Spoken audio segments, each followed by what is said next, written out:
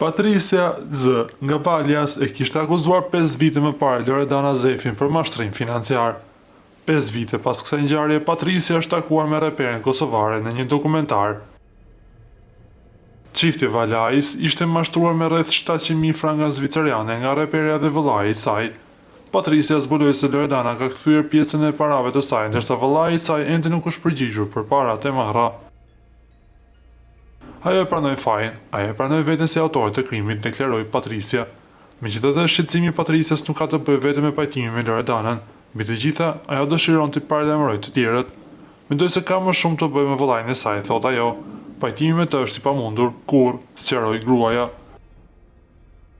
Ai është dukur diku në Kosovë dhe autoritetet zviceriane kanë duar të lidhura, thotë e moshuara e dëmtuar.